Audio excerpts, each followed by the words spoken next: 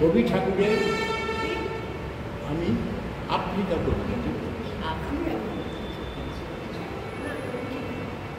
উদ্ভ্রান্ত সেই আদিম যুগে স্রষ্টা যখন নিজের প্রতি অসন্তোষে নতুন সৃষ্টিকে বারবার করছিল বিধ্বস্ত, তার সেই অধৈর্যেই ঘন ঘন মাথা নাড়ার দিয়ে রুদ্র সমুদ্রের বাহু প্রাচী ধরিত্রীর বুকের থেকে ছিনিয়ে নিয়ে গেল তোমাকে আফ্রিকা।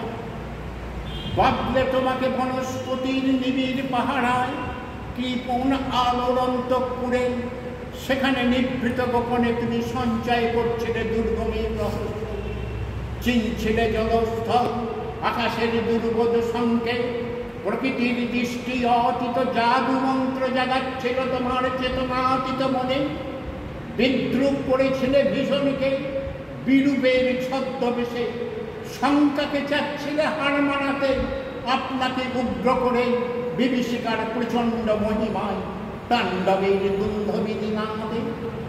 হয় ছায়াবৃতা কালো ঘণ্টার নিচেই অপরিচিত ছিল তোমার মানবের রূপ, উপেক্ষার আবিল বৃষ্টিতে এলো ওরাও লোহার হাত করে নিয়ে, নখ যাদের তীক্ষ্ণ তোমার নেত্রের চেয়ে এলো মানুষ ধরার দল, গর্বে যারা হিংস্র তোমার সূর্যহারা অরণ্যের চেয়ে। সভ্যের বর্বর লোক নগ্ন করল আপন নির্লজ্জ মানুষতা, তোমার ভাষাহীন ক্রন্দনে বাষ্পাকুল অরণ্য পথে পঙ্কিল হল ধুলি তোমার রক্তে অশ্রুতে বিষে।